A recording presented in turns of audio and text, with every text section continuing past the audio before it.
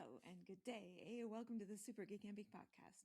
My name is Pamela. I'm Tim. And we are from supergoodcamping.com. We're here because we're on a mission to inspire other people to get outside and enjoy camping adventures such as we have as a family. Today we're just going to review our 2025 quickly. Yeah, we're hosted on Buzzsprout for the podcast itself, and we get our year-end wrap-up. And the numbers, they blow me away every year. We were heard in 108 countries, just shy of, I want to say, 1,198 cities all over the world, which is mind-boggling. We're just shy of 16,000 downloads, which is a solid metric for us in podcast world. Aggregating streams is a difficult thing, but it's sort of 10 to 25 times the number of downloads. So, that's a boatload, man. This is year 5 for us, and I think we're just shy of 70,000 downloads all told. So, and I think you said we're in the top 25%. Top 25% of all podcasts, which is just, again, it's not a YouTube people, because I wouldn't want to look at this ugly bug. I do. That's sweetie. Why are you sucking up to me? What chores do I have to do? That's it. I wanted to shout out to all you amazing people that tune in, that listen, that download us and take us on your trips with you. It's very humbling. It's very, very heartwarming. So yeah, thanks. Keep doing it. Yeah, there you go. And we'll keep doing it. So that was just a side thing. Today's topic is going to be Crownland camping in Ontario, in particular. Do you want to do the intro? Yeah. So we want to talk about some of the most searched, most misunderstood topics around Crownland camping. And I think he says that's called diversified camping in the United States for diverse American or friends. Diversified, yes. Yeah. So if you've heard someone say you can camp anywhere in Ontario for free, that's not quite right, but we'll get into some of the details. Crownland camping gives you some freedom, some privacy, and some access to some wild, uncharted territory. It also comes with some rules, some risks, and a certain amount of responsibility for everyone to be prepared for. So we'll walk you through what it actually is, where it exists in Ontario, some of the popular places, although we don't want to out anybody's private spots, and what style of camping this is really suited for, who it's suited for.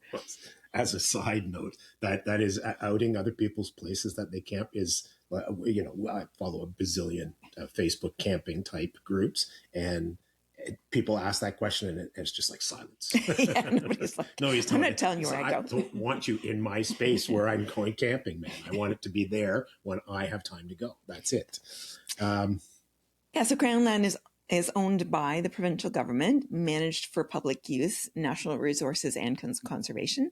In Ontario, about 87% of the province is Crown land, so that's a lot of land. Most of it's north of the French River. Which is 3 and change, pushing 4-hour drive from Toronto. North of Toronto. Yeah, that's 80. Most of it being that far away makes it unavailable for some people. Yeah, Southern Ontario has very little crown lands for camping, so you're not going to find it around Toronto. Yeah. For Ontario residents, Crownland camping is generally free for up to 21 days in one spot. So after 21 days, if you want to keep camping, you've got to move. And as long as that's permitted in that specific area. So that last part is critical. And by move, it's not like shift your tent 10 feet. 5 feet. Yeah, I'm pretty sure I think it's a minimum of 100 meters you have to move, which is, for those of you using Imperial, that's about 100 yards. So where Crownland camping exists in Ontario, one of the biggest misconceptions is that you can simply just drive north, pull over, and camp anywhere you like. Not quite. In reality, much of Crownland is restricted due to forestry, mining, Indigenous land claims, or conservation rules. Some areas do allow hiking or hunting, but not camping. Well, and what you might think looks like Crownland might be a farmer's field or something. So you can't just assume that you can't trespass on other people's property. They're going to be unhappy with you. Some other places prohibit fires or overnight stays entirely. Again, a lot of that's going to be like sort of conservation type rulings. That's why using Crownland Use Policy Atlas is essential before every trip. As a general rule, Southern Ontario basically almost no Crownland camping down here. Central Ontario, scattered pockets, often near provincial park boundaries. Northern Ontario, vast, legal, and accessible Crownland. So there's lots of places in Northern Ontario to plunk down your tent. Yeah, so in general, some popular Crownland camping areas. Temagami is one of the most iconic Crownland regions in the province.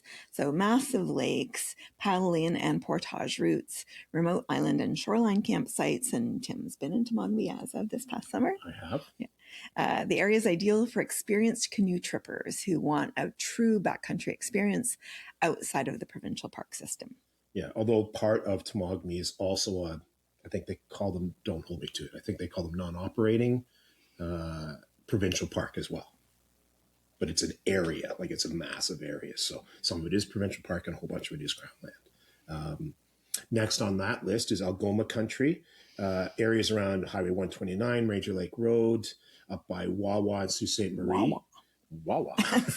And we have some pals in Sault Ste. Marie, so shout out to Beauty of the Backcountry. They offer excellent Crownland camping, which Jay and Sherry take advantage of fairly often. Mix of roadside accessible lakes and remote sites, popular for fishing and paddling, less crowded than more southern destinations, sort of central Ontario stuff. Killarney, outside of the provincial park. While Killarney Provincial Park is regulated and you have to book reservation, there are Crownland areas nearby, such as Ruth Lake and Philip Edward Island. Hey, shout out to Philip Edward Island.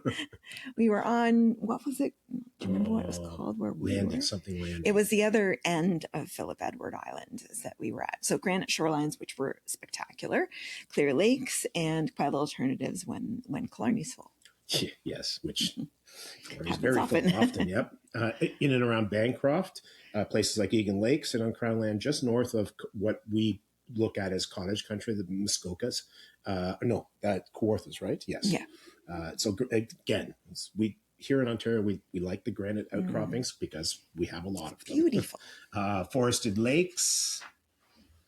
They're popular with weekend campers, but legally must be double checked carefully. Because there is a lot of privately owned areas up there.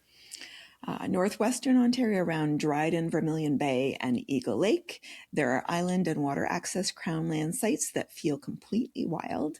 Fly in and paddle in camping, so fly in's cool. Yeah. Exceptional fishing and extremely remote in some cases. So actually, you need to be prepared for stuff like that too. Like it's not like you just on a lark decide you're going to go to a remote area like that. You need to have some hopefully wilderness survival skills and some first aid training. Well, yeah, the Northwest Ontario is, I'm sure you've heard the joke where it's like, I drove for 18 hours and I'm still in the same province. Yeah. That's because of Northwestern Ontario. What Crownland camping is really like, it's not serviced camping. So there are no toilets, no garbage bins, no drinking water, no staff. Often there's no cell service. Not even thunder boxes too, by the way. Like not only not toilets, but yeah, you're often digging your own pit. Or wag bags. Yep. You're fully responsible for waste management. Wag bags.